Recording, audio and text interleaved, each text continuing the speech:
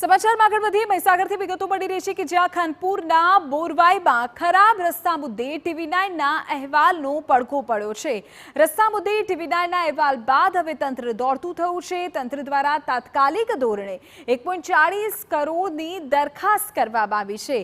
Metal RCC નાળા ડામર રસ્તો કરવા માટેની દરખાસ્ત છે।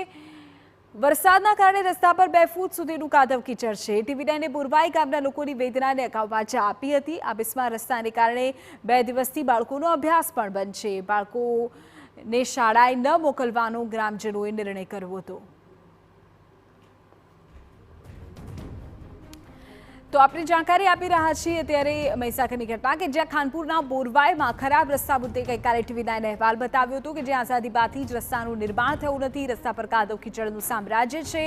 પરિણામે બાળકો શાળાએ પણ જઈ શકતા નથી। ત્યારે તંત્ર દ્વારા હવે તાત્કાલિક ધોરણે 1.40 કરોડની દરખાસ્ત કરવામાં આવી છે અને એ વિસ્તારમાં રસ્તો બનાવવામાં આવી અને અન્ય જરૂરી સુવિધા ઉપલબ્ધ કરાવવામાં આવે। આપને કહી દઈએ કે TV9 દ્વારા બોરવાઈ ગામના લોકોની વેદનાને વાચા આપવામાં આવી હતી। જે પ્રકારના દ્રશ્યો આપ જોઈ રહ્યા છો આપ અંદાજ લગાવી શકો છો કે અહીં જો કોઈ બીમાર હોય તો એમ્બ્યુલન્સ પણ પહોંચી શકે એવી સ્થિતિ નથી।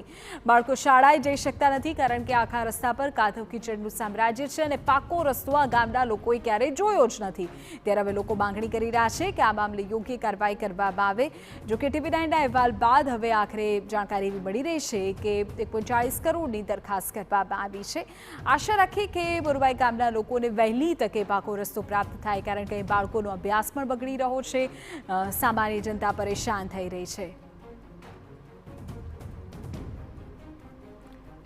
આશીષ અમારા સંવાદદાતા પૂરી જાણકારી આપી રહ્યા છે। આશીષ વિગતો આ મામલે।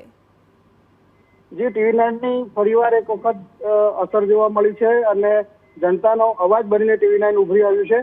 ખાનપુર તાલુકાના બોરવાઈ ગામના પગી ફળિયામાં કાદવના રસ્તા અંગેના સમાચાર પ્રસાર કરવામાં આવ્યા હતા, જેની નોંધ માર્ગ અને મકાન વિભાગ દ્વારા લેવામાં આવી અને 1.40 કરોડની દરખાસ્ત તાત્કાલિક ધોરણે કરવામાં આવી છે, જેમાં માટી મેટલ આરસીસીના કામ, નાળા ડામરનો રસ્તો વગેરે કરી આપવાની દરખાસ્ત કરવામાં આવી છે।